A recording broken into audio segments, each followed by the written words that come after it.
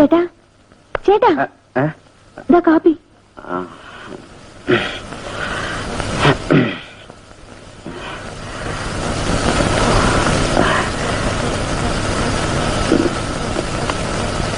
ഞാൻ കാരണം വളരെയധികം വിഷമമായല്ലേ? യാതൊരു വിഷമവുമില്ല. നീ എന്നും എന്നോടൊപ്പം ഉണ്ടായിരുന്ന മാത്രം മതി. കൊട്ടാരം പോലൊരു വീടുണ്ടായിട്ടും ഈ വാടക വീട്ടിൽ. അത് സാരമില്ല, കുറെ കഴിയുമ്പോ ചേട്ടൻ തന്നെ നമ്മളെ വീട്ടിലേക്ക് വിളിച്ചോണ്ട് പോകും. സത്യം, അതാ പല്ല് ശബ്ദിച്ചു. പ്രകാശ്, സ്നേഹമുള്ള ഭർത്താവാണ് നീ എന്ന് നാട്ടുകാരെ ബോധ്യപ്പെടുത്തും. എന്നിട്ട് വളരെ ബുദ്ധിപൂർവം അവളെ നീ അവസാനം അവസാനം അവസാനം അവസാനം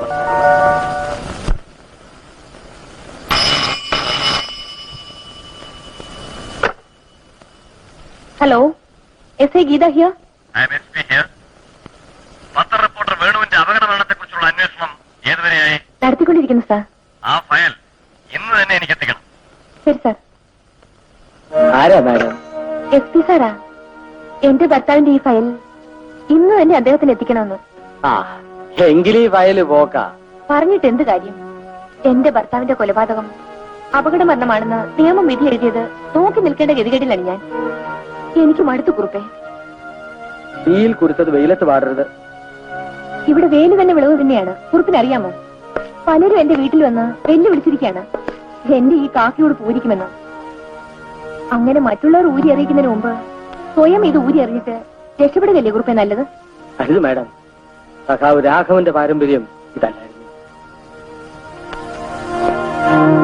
എല്ലാം സൂക്ഷിച്ചു വേണം. വേണ്ട, ചെങ്കോട്ട വഴി വന്നാൽ മതി. ഒരു കാരണവശാലും നമ്മുടെ ലോറി ഉപയോഗിച്ച് പോരുത്. ഹലോ, ഒരു കാര്യം കൂടി, വഴിയിൽ വെച്ച് എന്തെങ്കിലും സംഭവിച്ചാൽ ഒരിക്കലും എന്റെ പേര് പറയരുത്. ഓക്കെ? ബാക്കി കാര്യങ്ങൾ മായ തന്നെ കൈകാര്യം ചെയ്താൽ മതി. പാലായിൽ അവറാച്ചനെയും കുന്നംകുളത്ത് മുസ്തഫയും കണ്ട് കാര്യങ്ങൾ മായ തന്നെ നേരിട്ട് സെറ്റിൽ ചെയ്യണം. ഞാൻ ഒന്നിനോടില്ല. ഞാൻ കൂടെ ഉള്ളപ്പോൾ ഡാർലിംഗ് ഇതിലൊന്നും ഇടപെടണ്ട. എല്ലാം ഞാൻ മാനേജ് ചെയ്തോളാം. മേടിക്കേക്കാം.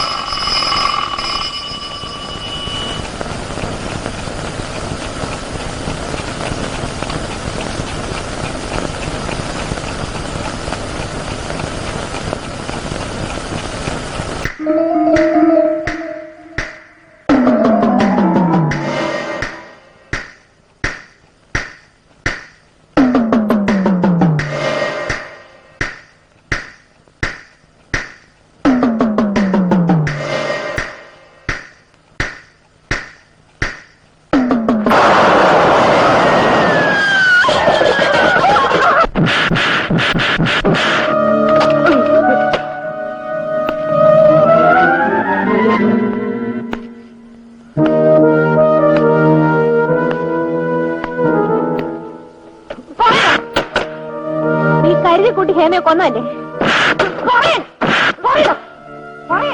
എന്ത് സാധനം ഉപയോഗിച്ചാലും ഈ കേസിൽ നിന്ന് രക്ഷപ്പെടാമെന്ന് വിചാരിക്കേ വേണ്ട. എനിക്കറിയില്ല. നിന്നെ കൊണ്ട് ഞാൻ പറയിപ്പിക്കും.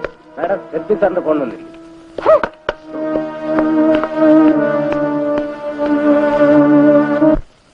ഈ കേസ് തുടർന്ന് അന്വേഷിക്കുന്നതുകൊണ്ട് യാതൊരു ഫലവുമില്ല.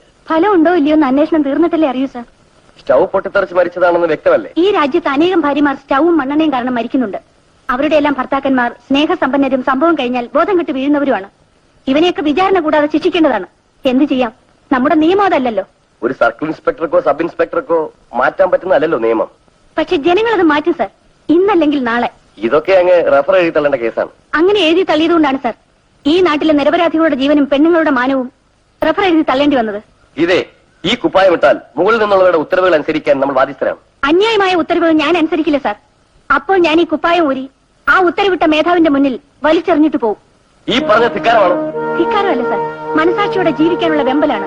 അധികാരമുള്ള ഉദ്യോഗസ്ഥന്മാർക്ക് പണമോ പെണ്ണോ കൊടുത്ത് പാട്ടിലാക്കിയാൽ ഇവിടെ ആർക്കും ആരെയും കൊല്ലാം, ഏത് പെണ്ണിനെയും ബലാത്സംഗം ചെയ്യാം. ഈ അവസ്ഥ മാറണമെന്നാണോ സാറിന്റെ അഭിപ്രായം? ഇത് എന്തൊക്കെ പറഞ്ഞാലും RK പ്രകാശ് നിരപരാധിയാണെന്ന് തെളിഞ്ഞു. കോടതികളെ വെറുതെ വിട്ടാലും ഞാൻ ഇൻവെസ്റ്റിഗേഷൻ തുടരും. ഷുവർ? ഡെഫിനറ്റ്ലി. ഓക്കെ, കാര്യം.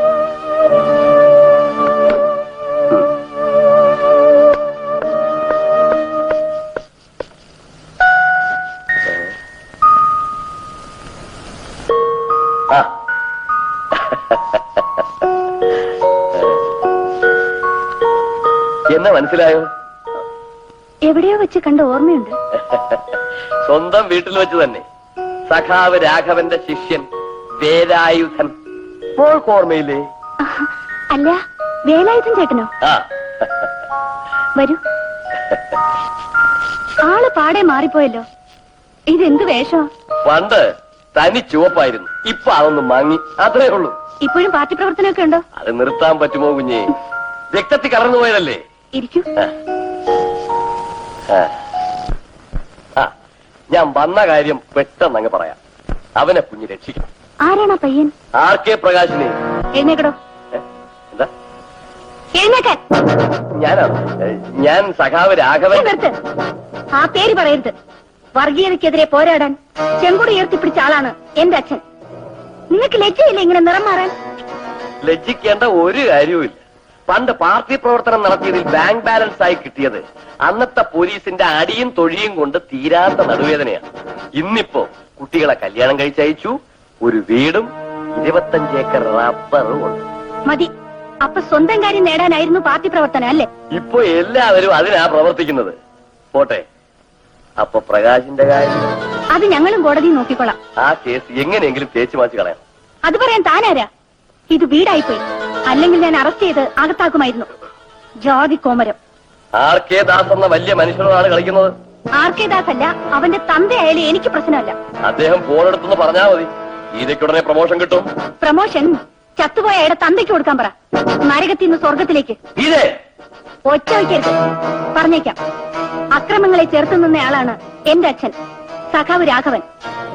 അന്ന് അച്ഛന്റെ പുറകെ നടന്ന നിങ്ങൾ ഇന്ന് അക്രമികളുടെ രക്ഷിതാവായി വേഷം കെട്ടി ഇറങ്ങിയിരിക്കുന്നു. ഇറങ്ങിപ്പോടോ, പോകാൻ.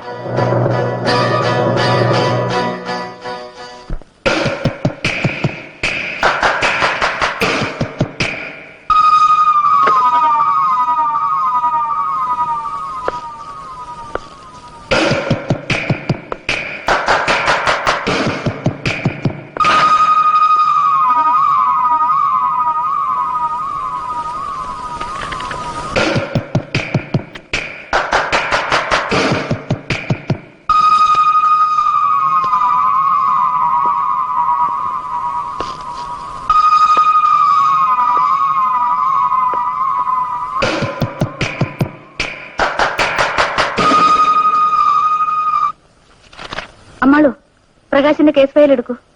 ഫയൽ സർക്കിൾ അദ്ദേഹം കൊണ്ടുപോയി ഡിവൈഎസ്പിക്ക് കാണുമെന്ന് പറഞ്ഞു.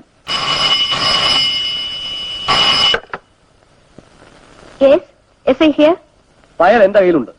നമുക്ക് ഈ കേസ് ക്ലോസ് ചെയ്യാം. ഇതൊരു അപകട മരണം തന്നെയാണ്. അവരുടെ വിവാഹത്തിന് ഞാനായിരുന്നു സാർ സാക്ഷി. ആ RK പ്രകാശ് അത്ര നല്ലവനായിട്ട് എനിക്ക് തോന്നിയിട്ടില്ല സാർ. നല്ലവനല്ലായിരിക്കാം, പക്ഷെ നമുക്ക് എന്ത് ചെയ്യാൻ കഴിയും? മനുഷ്യരുടെ ക്യാരക്ടർ നോക്കി ചെയ്യാത്ത കുറ്റം അവരുടെ മേൽ ചുമത്താനൊക്കുവോ?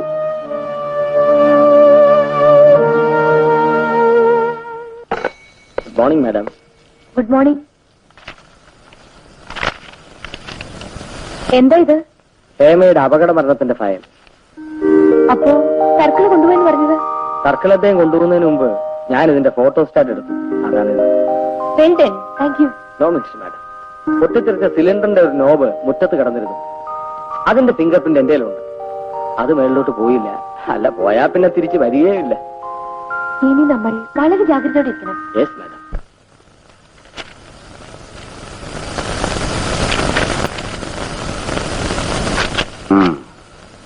ഒറിജിനൽ ഫയൽ ഞാൻ ഡിവൈഎസ്പിയുടെ കയ്യിൽ നിന്ന് വാങ്ങി.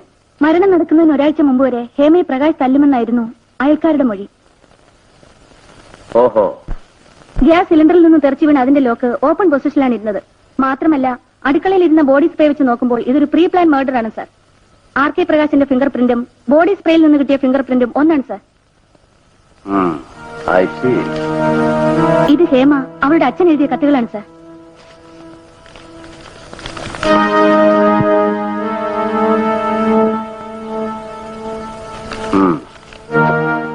ശരി, ഞാൻ വേണ്ടത് ചെയ്യാം. Thank you sir.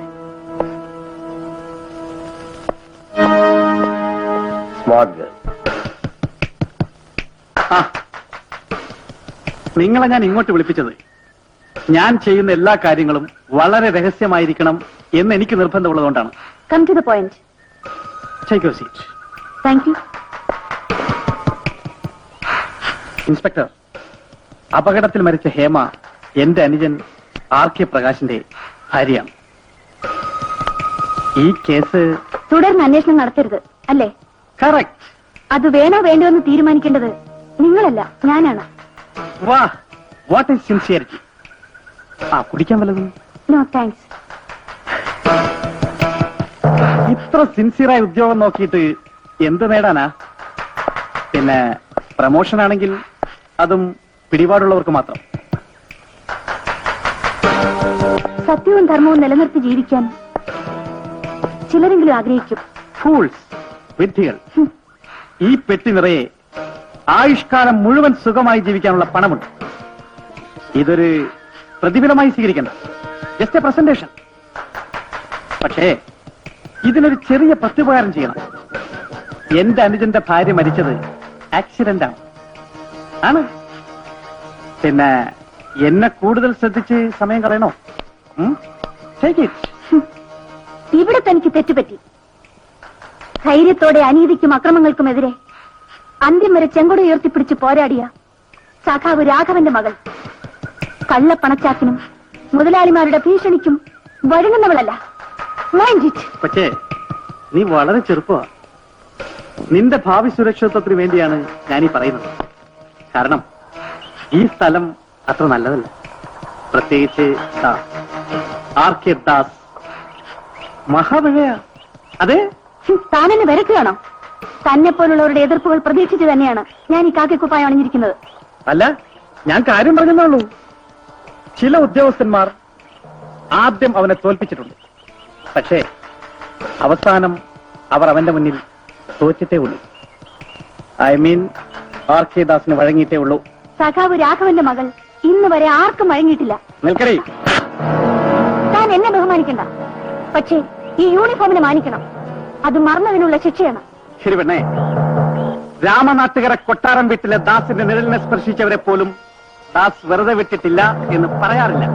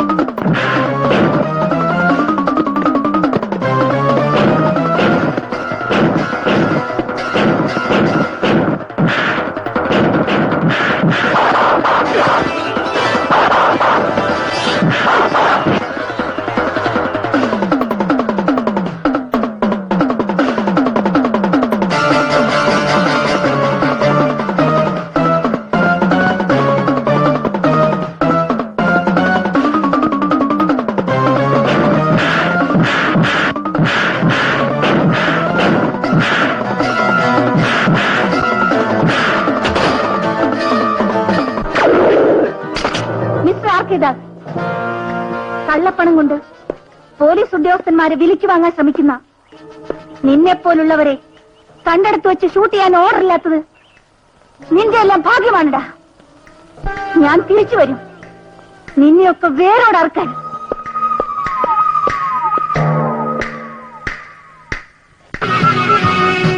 ഗുലാബിൻ മക്കൾ നമ്മൾ, വിപ്ലവത്തിൻ വിത്തുകൾ നമ്മൾ.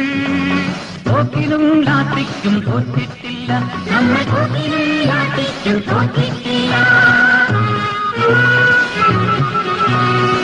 ഗുലാബിൻ മക്കൾ നമ്മൾ, വിപ്ലവത്തിൻ വിത്തുകൾ നമ്മൾ. തോക്കിലും ലാത്തിക്കും തോറ്റിട്ടില്ല, നമ്മൾ തോക്കിലും ലാത്തിക്കും തോറ്റിട്ടില്ല.